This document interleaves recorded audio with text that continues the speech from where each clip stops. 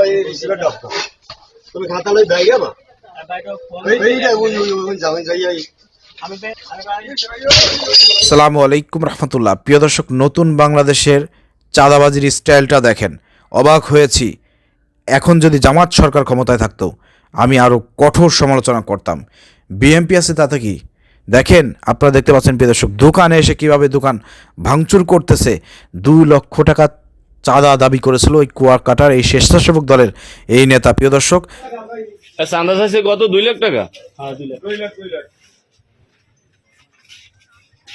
দোকানদারকে মারপিট করেছে, তাকে জোর করে দোকান থেকে বের করে দোকানে ভাঙচুর করেছে, মালপত্র সব বের করে ফেলেছে। প্রিয় দর্শক, আপনারা সেই দৃশ্য দেখতে পাচ্ছেন।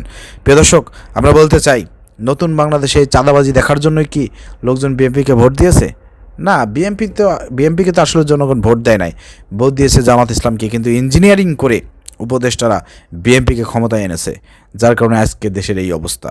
তো দেশের জনগণকে বলতে চাই, আপনারা জেগে উঠুন, প্রতিটা অন্যায়ের বিরুদ্ধে জেগে উঠুন।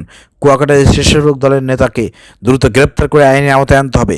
বিএনপি যদি আওয়ামী লীগের মতন ফ্যাসিবাদ না হতে চায় এবং তাদের মতন যদি করুণ পরিণতি ভোগ করতে না চায়, তাহলে এই চাঁদাবাজদেরকে তারা থামাবে। এই চাঁদাবাজকে অতি দ্রুত গ্রেপ্তার করে আইনের আওতায় এনে এই দোকানদারের যত ক্ষতিপূরণ হয়েছে ক্ষতিপূরণ দিতে হবে, এটার দাবি জানাচ্ছি। প্রিয় দর্শক, ভিডিও শেয়ার করে সবাইকে দেখার সুযোগ করে দেন।